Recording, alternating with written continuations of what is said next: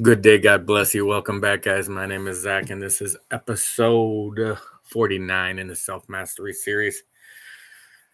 Oh my God, guys. It is Saturday evening, about 7, almost 8 p.m., and I am crushed. I had a day today. So, let's run it down.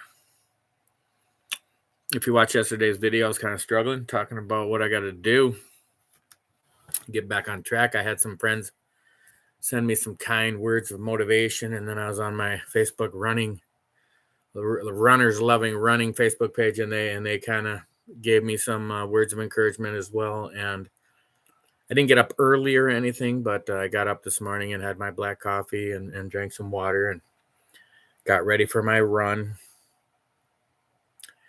And it ended up being, well, I'll just start with the mileage. I did end up doing 12 miles, but it was very tough, very slow. Like I ended up walking a lot of it because, and I didn't realize it when I left, but it ended up being 89 degrees when I was running out there. So it started in the mid 70s or low 70s, and at least I thought. But once I ran about 3-4 miles, I ran by a high school, had a sign with the temperature on it, and it was already at like 85. And then a couple hours later, because I was running a big loop, it's at 89. So that was very tough. I had my running vest on, my can't remember the name brand of that.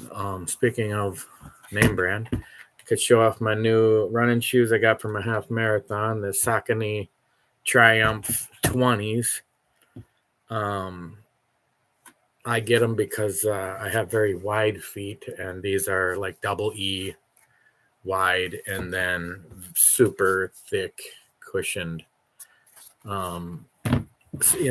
So and they really easy to break in. Like I just walked in them for a couple miles and jogged in them for a couple miles before today's run. So that was it. Maybe a total of like 3 miles. And then boom, I ran 12 miles on them and my feet were fine. And the only problem I had, and I still need to fix it, was my left foot was tied just a fraction tighter than the right. You want them as loose as they can be, especially on a long run where your feet are going to be swelling up by the end. And that's what happened. I stopped for water. I had my water vest that only has two 12-ounce water canteens on it, little drink straws. And I ran like 6 or 7 miles, and I needed to swing in and refill the water at the house. And when I headed back out, it was like, oh, I felt the pressure in my foot all of a sudden. So fun fact, I weighed myself this morning. I got up, took my shower, my hot shower, my cold shower, which, by the way, the shower in this house is just gangster. High pressure, wonderfully hot, wonderfully cold. And then I weighed myself after my shower after I got back, and I was 6 pounds down. And I felt like I drank a lot of water. So obviously you didn't lose 6 pounds of fat on a 12-mile run. Maybe a quarter pound, but the rest dehydrated. And so I did take 3 goo packs, 2 what do you call those little fruit snacks? I almost said, what do you call those little fruit snacks? I ate a little pack of fruit snacks before I left. Then I had 3 goo packs on me, which I took like every 3 miles. One of those, it's like 100 calories of pure sugar. And then when I stopped in to refill the water, I ate another pack of fruit snacks. So I think that helped me get some calories. And then I could have really benefited from having a lot more water on me. But I've been just wiped out after that run. I ran 4 miles and it turned into a walk run. And at the end, it turned into a walk. And it was really slow. I think my average mile was like 15 minutes by the end. Started out at like 12-minute miles where, I was just going to run slow like that. And my body was just overheating. My heart rate was way higher than it should have been. And I really don't know. But I'm going to credit it to the heat because I haven't ran in that kind of heat. And my heart rate was like significantly too high for how slow I was running. So anyway, Managed to get through it. I wanted to go 14 miles, but I made it 12, and that was far enough to tell me like, okay, I could have walked 1.1 more miles and been done with a half marathon. I mean, it ended up taking me like 3 hours um, to go 12 miles. So I mean, incredibly so. Averagely moving 4 miles an hour. So I mean, you could walk that fast. So that just shows you how bad it was towards the end. I mean, it ended up being where I was walking like a 20-minute mile. So, man, I got back. I didn't want to eat. I didn't want to drink. I was just knocked out. I took all my clothes off. Thank God the guy that the owner of the house had the air conditioning on, and I cooled right off and drank some water. Took a cold shower and ran to the grocery store, get some veggies. So talking about my workout, I got the 12 miles in, drank black coffee, and then I made some chili. And so I had a pretty big bowl.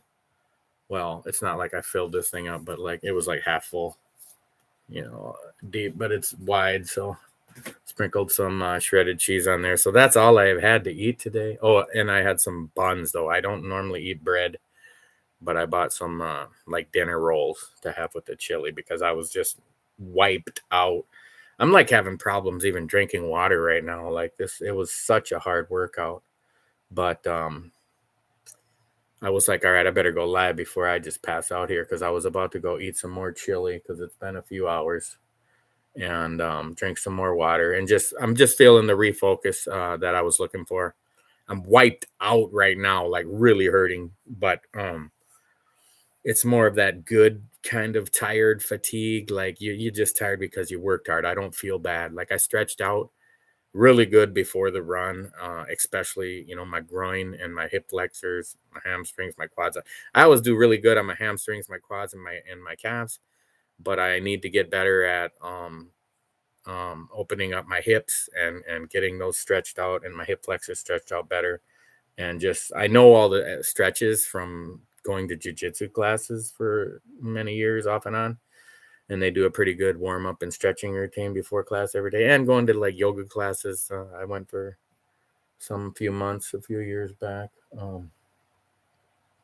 So that's helped. So I'm feeling refocused. I'm feeling, I want to say, mentally re-energized, even though physically I'm feeling completely smoked.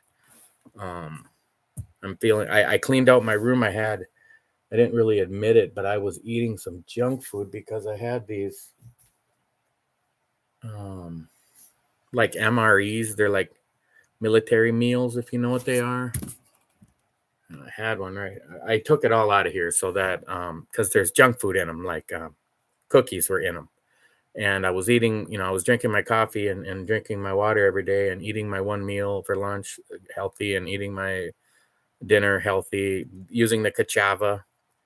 And but then at night I was snacking on some stuff in here, so that's out of here. I just told I was out on my run and I was like, you got to get that shit out of your room.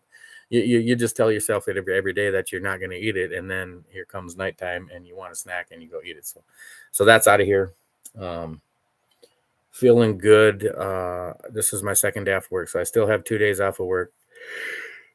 Obviously, tomorrow is going to be just chillax all day and relax and maybe go for a half-hour walk, I think, just to help my legs recover and drink a lot of water. And then I have a wonderful birthday party to go to. My nephew, Tony, is turning 8, and he is the coolest little 8-year-old you'll ever know. So I cannot miss his party, and my sister is going to throw a bash. I just know it. They have a wonderful little 5-acre hobby farm. And it sounds like she's throwing like a mini carnival with just tons of food and games and movies and everything's going to be so fun. So I'll probably get out there a little early and hang out. And I might even pitch a tent and camp out there for the night because I don't have to work Monday. But I might just drive back tomorrow night too as well. We'll see how that goes. At least tomorrow's not a run day. Maybe I'll probably hit the gym and lift some weights. I said Monday I'm going to come up with my new commitment to the future, to the self-mastery. And I was out on my run today and I was just feeling like I'm no David Goggins, don't get me wrong, but what kept me moving today was that type of books. Like two things were entering my mind. Like I couldn't continue. I felt after it was actually just short of 4 miles, and I was just boiling hot, overheating. My heart rate was like way too high for how slow I was running. And I was like, I cannot possibly maintain this pace and this in this heat with this heart rate. And David Goggins talks about just find that lower level, that level 2 out of level 4. So it's like 1, 2, 3, 4. Find that level 2, like what you can just do all day. And it kind of hit me like, what can I do? Well, I know I can walk all day because I've hiked with a 50, 60, even closer to 70-pound pack on my back for 12 miles. 20 miles I've done in a day, up and down mountains, extremely hilly terrain. So I was like, okay, I can do that all day. So after the 4 miles, I was like, all right, just walk a quarter mile, jog 3/4 of a mile, walk a quarter mile, jog 3/4 of a mile. And I was still managing to get those miles done in like 13 or 14 minutes. So I was like, this isn't that bad. I can do this all day. And it ended up being too much as well. And I ended up walking a half a mile and jogging a half mile and walking a half mile. But anyway, the point is, and as I said it, what can I do? It reminded me of Jordan Peterson, the Canadian clinical psychologist. If he's very popular, I'm sure you guys heard of him. He talks about like changing your behavior. He has nothing. It's nothing to do with weight loss or running, but he's just talking about psychology. And he was talking about like figure out what you can do, what you will do. Like figure out that part of the problem that, like, for me, it's like I want to be so extreme and then I can't. I can only do it like, let's say I can go on a fast for 10 days. Well, I can't fast for 300 days like I really need to. So then don't, do what you can do. And so it really hit me like I need to, because I don't want to become less extreme. I want to become even more extreme, but just more extreme commitment, extreme discipline, not necessarily such extreme behavior. Like David Goggins talks about the level 2, like that's not extreme. What's extreme about it is that he just can go all day and all night and all day. I mean, if you don't know that dude, I can get how a lot of people are turned out by him. Like if you didn't grow up rough, if you grew up in the suburbs and your mom and dad got along good and you had a great relationship with family and friends and you weren't fighting and there wasn't drugs and alcohol in your life every minute of every day, and I can understand why he could really turn people off, but he grew up in a rough environment and then he became a Navy SEAL and the rest is history. He became like one of the baddest ass human beings on the planet. And he's not, he knows he's not, but he's one of them, man. I'll tell you that. I really enjoy I've only read his one book. I didn't read his first book. I might go back and read his first.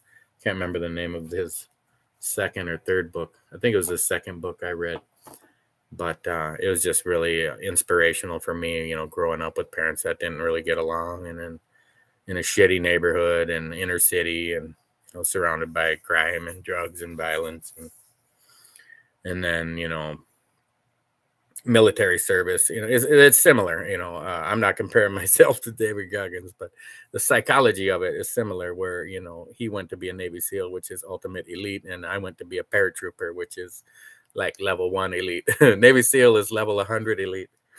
Paratrooper is level 1 elite. So it's just it got in my head today that hey, you're a paratrooper, man. You can you find and I was, a friend of mine commented on my video last night or the night before and said something like, find your cadence and drive on. And cadence is like your pace, your footsteps. You sing in the Army, like when you're singing cadence is when they're saying yo left, yo right, yo left, right, oh left.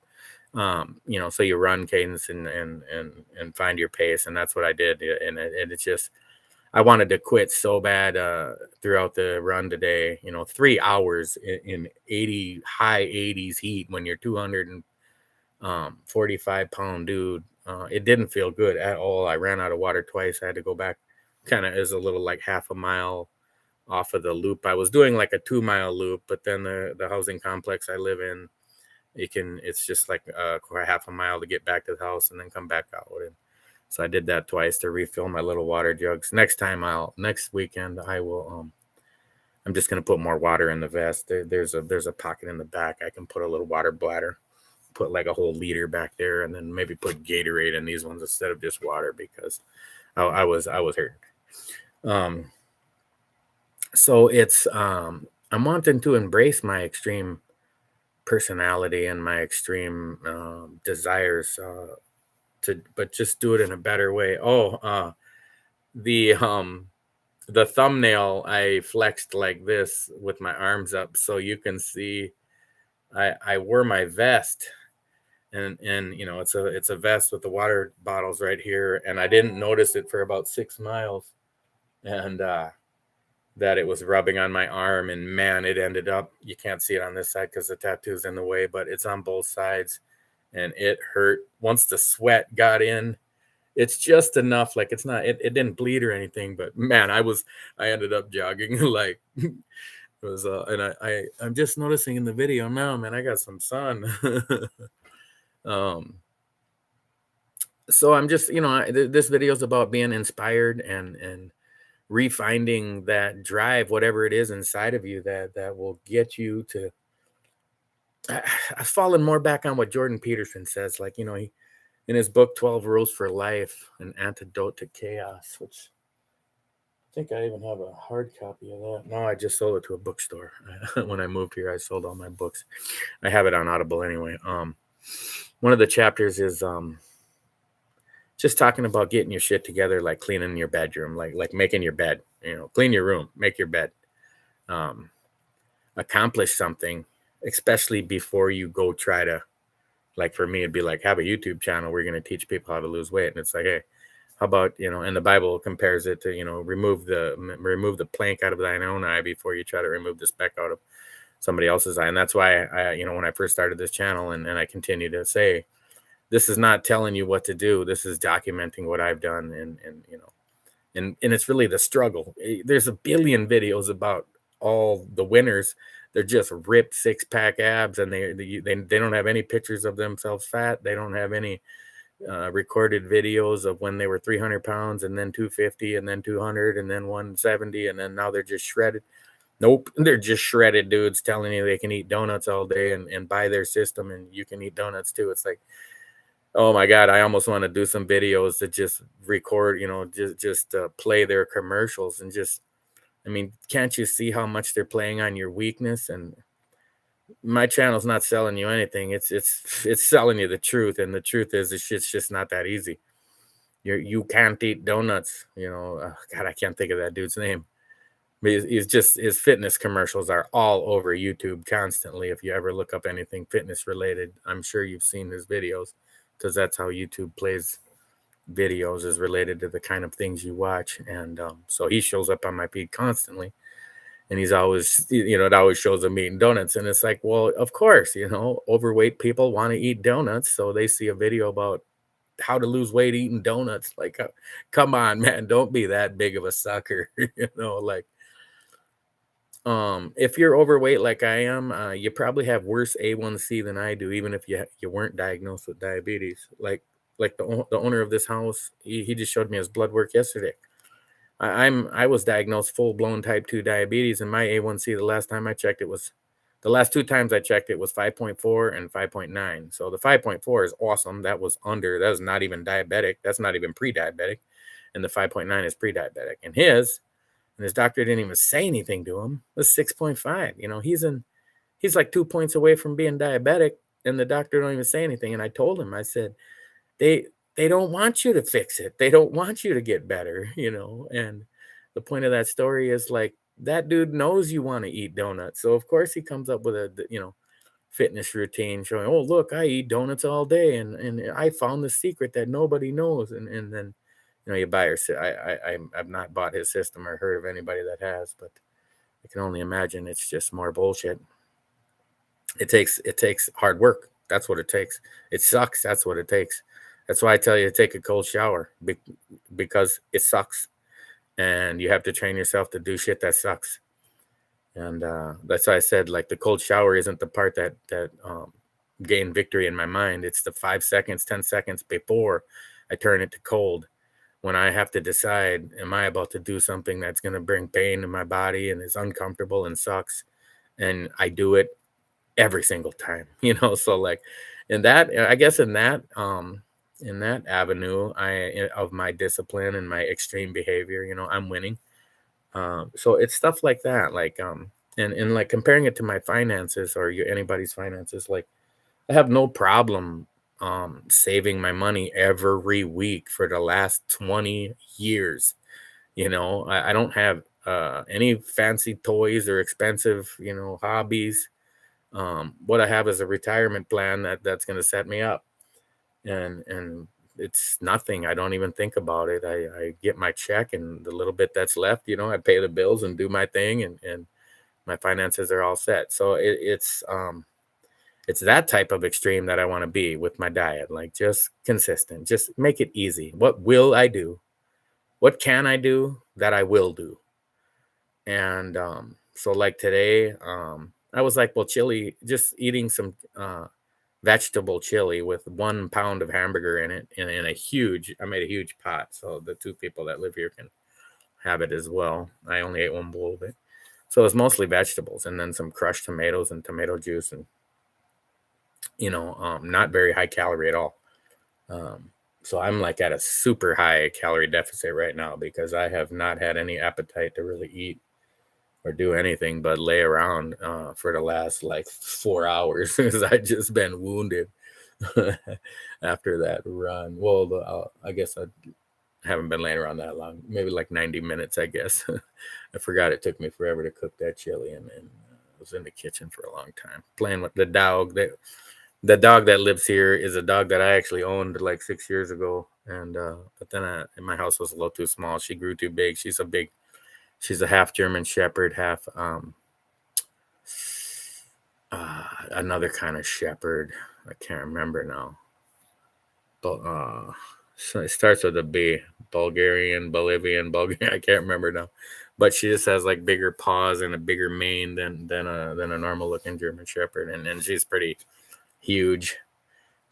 Super awesome dog to hang out with. I considered bringing her for the run, but it was way too hot out, and I didn't have a way to like give her tons of water along the way. So, oh my God, I already babbled for 22 minutes. But checking my notes here, I knocked out the 12-mile run. That's what happened, and I ate a healthy meal. I ordered a couple more bags of the cachava. I'm really liking it. It's super filling. I was watching some videos about it today, and maybe I'm considering to do some more like reviews of products because I use tons of different products for it because I'm full. What did I do? Like these keto bricks, they're expensive. They're like $12 each. I think you get a discount if you order like 3 or 4 or something like that. But it's super like keto macro. So this bar is 1,000 calories, and it has 90 grams of fat, 31 grams of protein, and 16 grams of carbs. But out of those 16 grams of carbs, it is 12 grams of fiber with 0 grams of added sugar. So it is just like a fat bomb, really. And I'll show you. I'll get into my food review, my diet. It is not. It's like man. I don't even know what to say. This one is like a coffee flavor, mocha cream, and it's edible. But I mean, like I ate this yesterday.